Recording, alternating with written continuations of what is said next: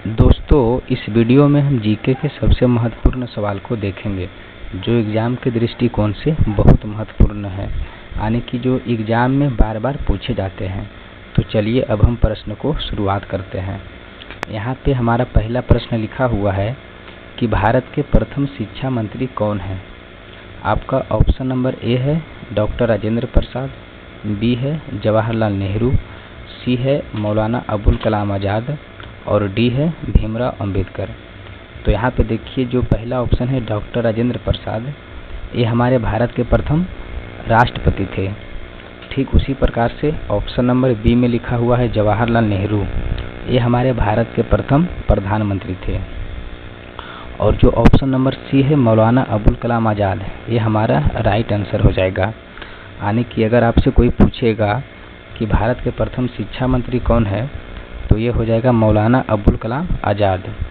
और जो option number D में लिखा हुआ है भीमराव अंबेडकर, ये हमारे भारत के प्रथम कानून मंत्री थे। तो आई होप कि आपको चारों ऑप्शन अच्छे से समझ में आ गया होगा। तो चलिए अब हम सवाल को आगे बढ़ाते हैं। तो यहाँ पे हमारा सवाल नंबर दूसरा लिखा हुआ है कि निम्न में कौन सा झील उड़ीसा में स्थित है। ऑप्शन नंबर ए है लोकटक झील, बी है डल झील, सी है लोनार झील और डी है चिल्का झील। तो जो ऑप्शन नंबर ए है लोकटक झील, ये हमारा मणिपुर में है। बी में है डल झील, ये हमारे जम्मू कश्मीर में है।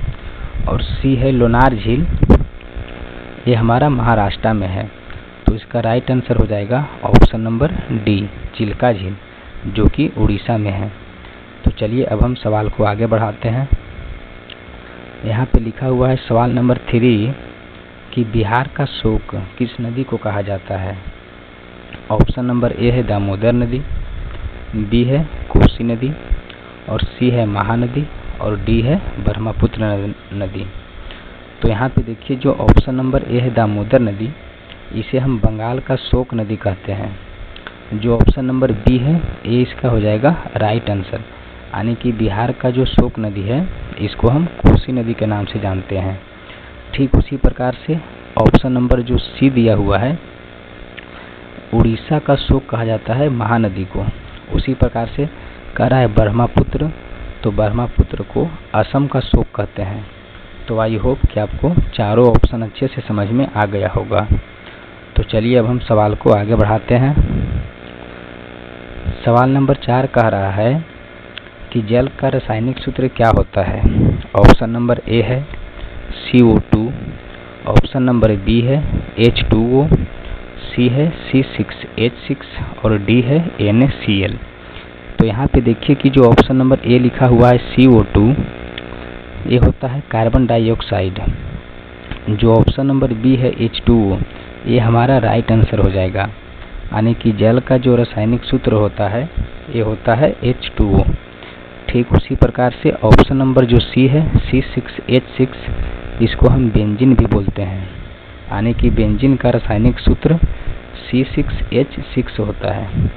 ऑप्शन नंबर डी है NaCl, इसको हम नमक बोलते हैं। यानी कि नमक का रासायनिक सूत्र NaCl होता है। तो चलिए अब हम सवाल को आगे बढ़ाते हैं। सवाल नंबर 5 लिखा हुआ है कि गंगा नदी की लंबाई कितनी है। ऑप्शन नंबर ए है 2900 किलोमीटर, ऑप्शन नंबर बी है 2525 किलोमीटर, ऑप्शन नंबर सी है 2880 किलोमीटर और ऑप्शन नंबर डी है 1400 किलोमीटर। तो जो ऑप्शन नंबर ए है 2900 किलोमीटर, ये हो गया सिंधु नदी की लंबाई। अगर आपसे पूछेगा कि सिंधु नदी की लंबाई कितना होता है, तो इसका आप सीधे जवाब दीजिएगा 2900 किलोमीटर। उसी प्रकार से जो ऑप्शन नंबर बी है 2525, ये इसका सही जवाब हो जाएगा।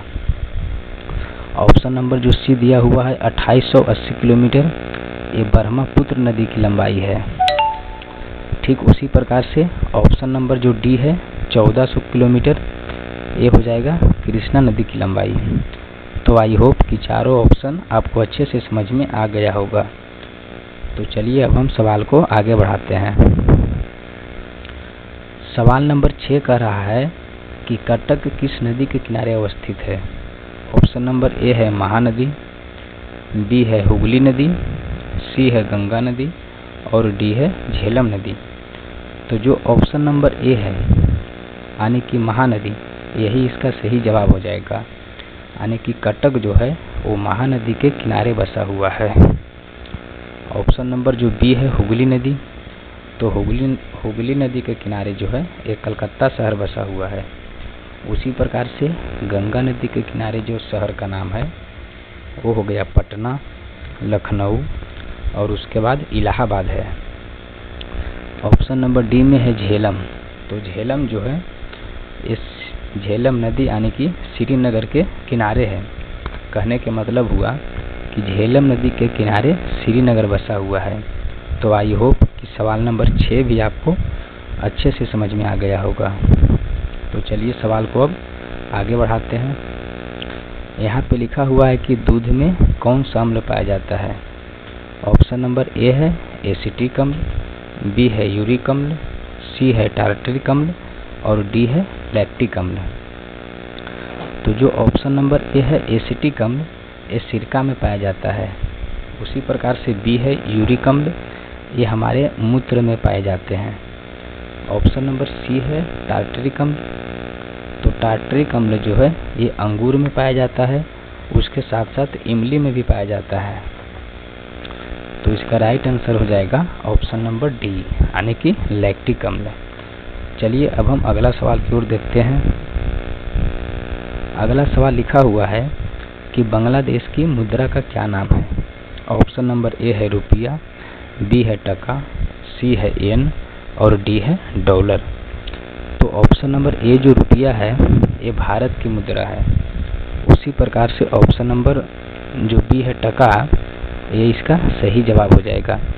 यानी कि बांग्लादेश की जो मुद्रा है वो हमारा टका हो जाएगा। ऑप्शन नंबर सी में लिखा हुआ है येन, ये जो है जापान की मुद्रा का नाम है। और ऑप्शन नंबर डी में लिखा हुआ है डॉलर, ये अमेरिका के मुद्रा का नाम है। तो आई होप कि आपको प्रश्न नंबर 8 भी अच्छे से समझ में आ गया होगा। तो चलिए अब हम सवाल को आगे बढ़ाते हैं। सवाल नंबर 9 में लिखा हुआ है कि रूस की राजधानी कहाँ है। ऑप्शन नंबर ए है पेरिस, बी है मॉस्को, सी है टोक्यो और डी है मस्कट। तो यहाँ पे देखिए ये जो पेरिस लिखा हुआ है ये फ्रांस की राजधानी हो गया।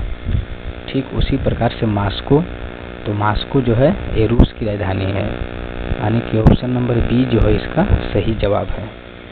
ठीक उसी प्रकार से लिखा हुआ है ऑप्शन नंबर सी टोक्यो, तो टोक्यो जो है ये जापान की राजधानी हो गया। यानी कि आपसे अगर कोई पूछेगा कि जापान की राजधानी कहाँ है तो इसका सही जवाब हो जाएगा टोक्यो। उसी प्रकार से ऑप्शन नंबर डी लिखा हुआ है मस्कट, तो मस्कट जो है ये हमारा ओमान की राजधानी है। यानी कि हम कह सकते हैं कि ओमान की राजधानी मस्कट होता है। तो आई होप कि आपको सवाल नंबर 9 भी अच्छे से समझ में आ गया होगा। तो चलिए अब हम सवाल को आगे बढ़ाते हैं। सवाल नंबर 10 लिखा हुआ है कि जल का पीएच मान होता है, यानी कि जल का पीएच मान कितना होता है। ऑप्शन नंबर ए में लिखा हुआ है 2.4, ऑप्शन नंबर बी में है 7.4, सी में है 7 और डी में है 8.5। तो जो ऑप्शन नंबर ए में लिखा हुआ है 2.4, ये होता है हमारा सिरका का ये हमारा नींबू का पीएच मान होता है। और जो ऑप्शन नंबर बी लिखा हुआ है 7.4, ये होता है रक्त का पीएच मान, जिसको हम ब्लड भी बोलते हैं। और ऑप्शन नंबर जो सी लिखा हुआ है 7, ये हो जाएगा जल का पीएच मान। यानी कि यही हमारा राइट आंसर हो जाएगा। और उसके बाद यहाँ पे देखिए ऑप्शन नंबर जो डी लिखा हुआ है 8.5, ये समुद्री जल का पीएच मान है। तो आई होप कि आपको सवाल नंबर 10 भी अच्छे से समझ में आ गया होगा। तो चलिए अब हम इस वीडियो को समाप्त करते हैं। मिलते हैं किसी अगले वीडियो में, तब तक के लिए धन्यवाद।